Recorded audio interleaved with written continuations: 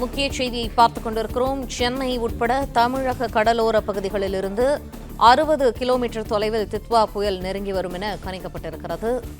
தமிழக கடலோர பகுதிகளை தித்வா புயல் நெருங்கி வரும் தொலைவு இன்றிரவு 25 கிலோமீட்டராக குறையும் என்றும் கணிக்கப்பட்டிருக்கிறது. நாளை மாலை வரையில் தித்வா புயல் தமிழக கடற்கரையை ஒட்டி நகர்ந்து வரும் என்றும் வானிலை மையம் கணித்திருக்கிறது. இது தொடர்பான மேலும் விரிவான தகவல்களை எமது செய்தியாளர் மாணிக்கம் வழங்க கேட்போம். மாணிக்கம், இது தொடர்பான தகவல்களை பகிர்ந்துக்காங்க. புயலின் மையப்பகுதி தமிழ்நாட்டின் கடலோர பகுதிக்கு அதிகபட்சமாக 25 கிலோமீட்டர் என்ற நெருக்கத்திற்கு வருவதற்கான வாய்ப்பு இருப்பதா வானிலை ஆய்வு தெரிவித்திருக்கிறாங்க. தற்போதைய சூழல்ல புயலினுடைய நகர்வு என்பது மணிக்கு 8 கிலோமீட்டர் வேகத்தில் தமிழ்நாட்டை நோக்கி நகர்ந்து வரக்கூடிய இந்த நேரத்துல புயல் தமிழ்நாட்டினுடைய கடலோர பகுதிகளில் பக்கவாட்டிலேயே வடக்கு வடமேற்கு திசையில் நகர்ந்து செல்லும் சொல்லியிருக்காங்க. அதாவது தற்போதைய சூழலில் அது இலங்கையை விட்டு வெளியே கடல் பகுதிகளாக வந்திருக்கக்கூடிய சூழலில் வடக்கு வடமேற்கு திசையில சென்னையை நோக்கி அது நகர்ந்து வரக்கூடிய திசையில அது நகர்ந்து வருகிறது. மணிக்கு 8 கிலோமீட்டர் வேகத்தில் நகர்ந்து வரக்கூடிய சூழல்ல வேதாரண்யத்துக்கு தற்பொழுது 140 கிலோமீட்டர் தொலைவில் இருக்கக்கூடிய புயல் தொடர்ந்து மேற்கு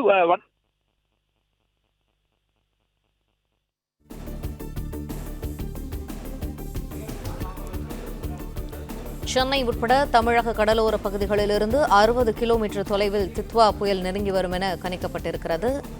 வங்கக்கடலில் சென்னைக்கு தெற்கு திசையில் 380 கிலோமீட்டர் தொலைவில் தித்வா புயலானது மையம் கொண்டிருக்கிறது. 8 கிலோமீட்டர் வேகத்தில் புயல் நகர்ந்து வருகிறது என்றும் தமிழக கடலோர பகுதிகளை தித்வா புயல் நெருங்கி வரும் தொலைவு இன்றிரவு 25 கிலோமீட்டராக குறையும் என்றும் கணிக்கப்பட்டிருக்கிறது. நாளை மாலை வரையில் தித்வா புயல் தமிழக கடற்கரை மாவட்டங்களில் தாக்கத்தை ஏற்படுத்தும் என்று தெரிவிக்கப்பட்டிருக்கிறது.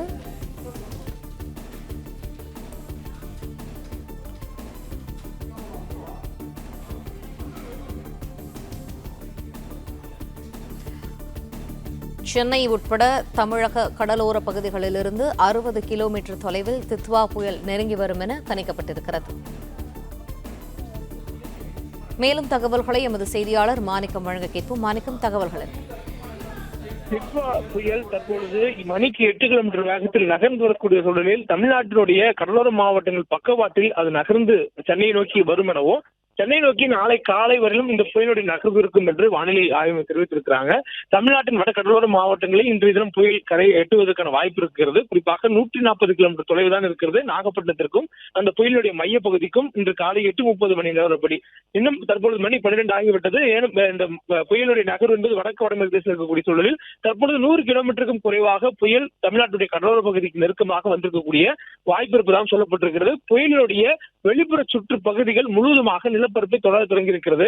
புயலுடைய வெளிப்புற சுற்று பகுதிகள் தற்பொழுது தொடங்கியிருப்பதன் காரணமாக நமக்கு மழைக்கான வாய்ப்புகள் அதிகரிக்கும் எனவும் சொல்லப்பட்டிருக்கிறது. தொடர்ந்து மழைக்கான வாய்ப்புகளும் ரெட் அலர்ட் என்ற அளவில் தொடர்ந்து நீடிக்கக்கூடிய சாதகமான நிலை இருப்பதாக வானிலை தெரிவித்திருக்கிறாங்க. மேலும் இது தமிழ்நாட்டுடைய கடலோர பரப்பை நெருங்கக்கூடிய நேரத்தில் இதனுடைய தொலைவு புயலுடைய மையப்பகுதிக்கும் இப்ப ஏறக்குறைய புயலுடைய வெளிப்புற சுற்றுகள் முழுவதுமாக நிலப்பரப்பை தொட்டுவிட்டது. தமிழ்நாட்டினுடைய நிலத்தின் மீது புயலுடைய வெளிப்புற பகுதி இருக்கிறது. இந்த நேரத்தில் புயலுடைய மையப்பகுதி ஒரு 100 கிலோமீட்டர் தொலைவு வரையிலும் இருப்பதாக சொல்லப்பட்டிருக்கிறது. தொடர்ந்து அது நகர்ந்து வரக்கூடிய திசை வடக்கு வடமேற்கு திசை என்பதனால ஏறக்குறைய அதனுடைய அதிகபட்சமான தொலைவு என்பது 60 கிலோமீட்டருக்குள்ளாக இருக்கும் என்று சொல்லப்பட்டிருக்கிறது. மேலும் தமிழ்நாட்டுக்கு வடக்கு நோக்கி நகர்ந்து வரக்கூடிய நேரத்தில் தற்போது நாகப்பட்டினத்துக்கு தோராயமாக 60 கிலோமீட்டர் தொலைவில் இருக்கும் என்றால் அடுத்த கட்டமாக அது நகரக்கூடிய நேரத்தில் கடலூருக்கு வரும்பொழுது அது 50 கிலோமீட்டர் ஆகும். அதுவே செங்கல்பட்டு சென்னை அருகே வரும்பொழுது அதனுடைய தொலைவு மையப்பகுதி புயலுடைய மையப்பகுதியும் தமிழ்நாட்டுடைய நிலப்பரப்புக்கும் இடையிலான தொலைவு என்பது அதிகபட்சமாகவே 25 கிலோமீட்டருக்குள்ளாக தான் இருக்கும் என்று வானிலை ஆய்வு தெரிவித்திருக்கிறாங்க. ஆனால் இந்த புயல் கரையை கடக்காது என்று சொல்லப்பட்டிருக்கிறது. மேலும் புயல் வலுவிழப்பதற்கான வாய்ப்பும் இருக்கிறது. தற்பொழுது புயலாக இருக்கக்கூடிய சூழலில் நாளை காலை தினத்திற்கு பிறகாக இந்த புயல் என்ற நிலையிலிருந்து வலுவிழந்து காற்றழுத்த தாழ்வு மண்டலமாக தனது வலுவை குறைத்துக் கொள்ளக்கூடிய வாய்ப்பு இருப்பதாக சொல்லப்பட்டிருக்கிறது. ஏற்கனவே நமக்கு கடந்த ஆண்டு இதே போன்று ஒரு புயல் உருவாகி தமிழ்நாட்டுக்கு கரை கடக்கும் என்று எதிர்பார்க்கப்பட்ட நிலையில அது புதுவை அருகே நிலை கொண்டிருந்தது. அது மட்டுமில்லாது தமிழ்நாட்டின் வட உள் மாவட்டங்கள்ல பெரும்பாலான இடங்கள்ல அதீத மழைப்பொழிவை ஏற்படுத்தி பெரிய வெள்ள சேதத்தை ஏற்படுத்தி இருந்தது. அந்த புயல் பெஞ்சல் புயல் நம்ம கடந்த ஆண்டு டிசம்பர் மாதத்தில் எதிர்கொண்ட புயல்.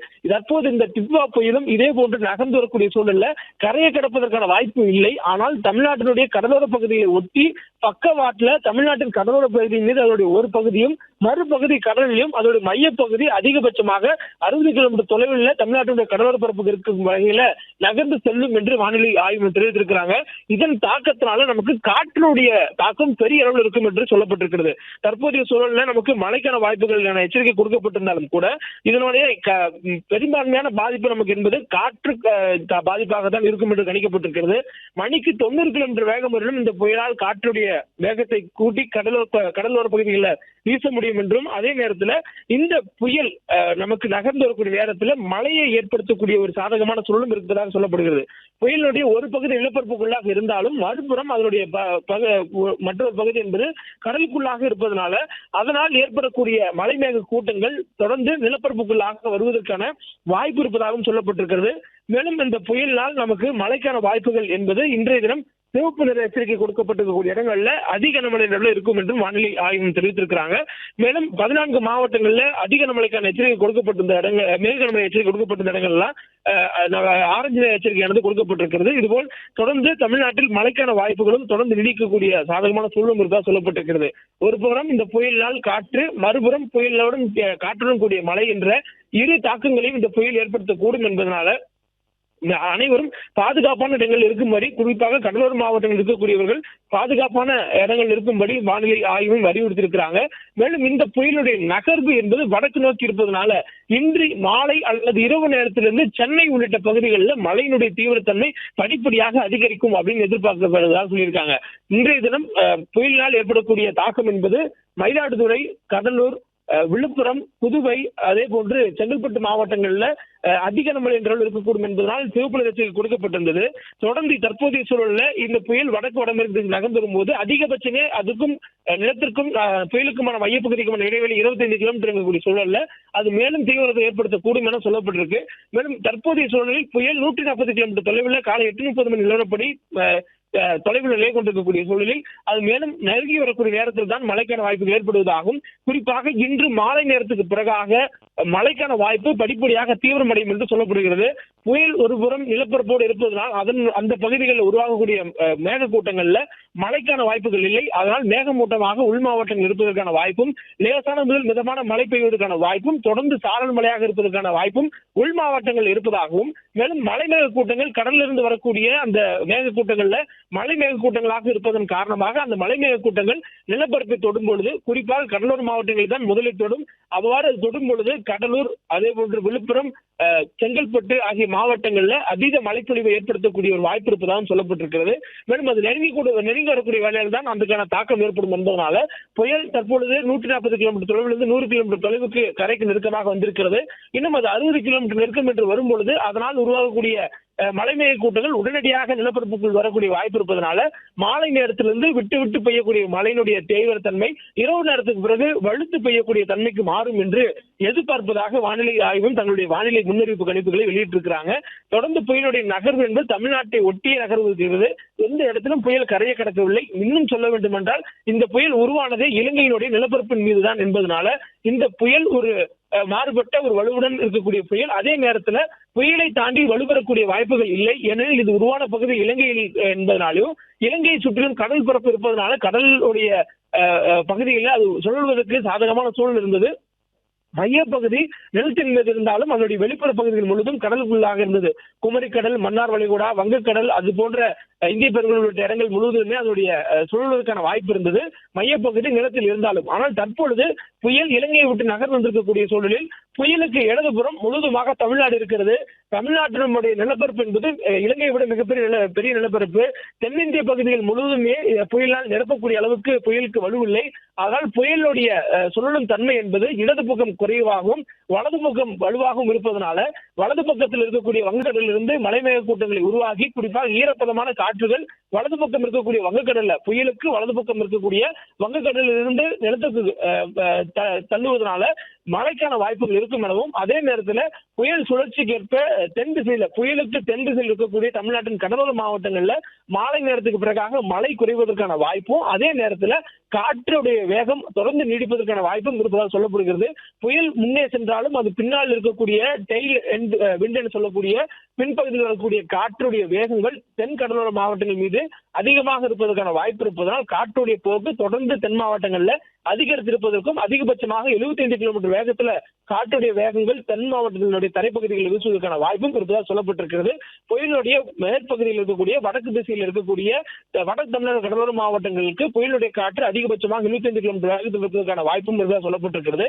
மேலும் இந்த புயலுடைய முழு வேகங்களும் எங்கு இருக்கும் என்றால் டெல்டா மாவட்டங்கள் மீதுதான் இருக்கும் என்று சொல்லப்பட்டிருக்கிறது. ஏனெனில் புயல் முதலில் அது நிலத்தோடு இன்டராக்ட் பண்ணக்கூடிய தமிழ்நாட்டினுடைய நிலப்பரப்போடு புயல் நெருங்கி வரக்கூடிய முதல் பகுதியை டெல்டா பகுதி என்பதனால புயலுடைய முழு வலுவையும் டெல்டா மாவட்டங்கள் மீது காட்டுவதற்கான வாய்ப்பு இருக்கிறது. அதனால் டெல்டா மாவட்டங்கள் மீது அதிகபட்சமாக மணிக்கு 90 கிலோமீட்டர் வேகத்தில் காற்று வீசுவதற்கான வாய்ப்பு இருப்பதாக வானிலை ஆய்வு கணித்திருக்கிறாங்க. மேலும் மழைப்பொழிவும் என்பது அதோடைய மேகக்கூட்டங்களுக்கு ஏற்றவாறு மழைப்பொழிவும் இருக்கும் என்று சொல்லப்பட்டிருக்கிறது.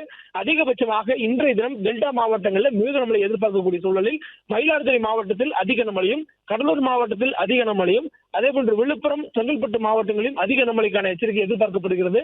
புதுவையிலும் இன்றைய தினம் அதற்கு அதிக கனமழைக்கான எச்சரிக்கை கொடுக்கப்பட்டிருக்கிறது. தொடர்ந்து இந்த பகுதிகளில் கண்காணித்து வருவதாகவும் புயல் நெருக்கக்கூடிய நேரங்களில் ஏற்படக்கூடிய வானிலை மாறுதல்களை முன்கூட்டி அறிவிப்பதற்கு ஏதுவாக 3 மணி நேரத்துக்கு ஒரு முறை அது கண்காணித்து வருவதாகவும், மேலும் இது 100 கிலோமீட்டர் தொலைவுக்கு புயலுடைய மையப்பகுதி வந்துவிட்டதனால புயல் முழுவதுமாக ரேடார்களுடைய கண்காணிப்புக்குள் வந்ததாக வானிலை ஆய்வு தெரிவித்திருக்கிறார்கள்.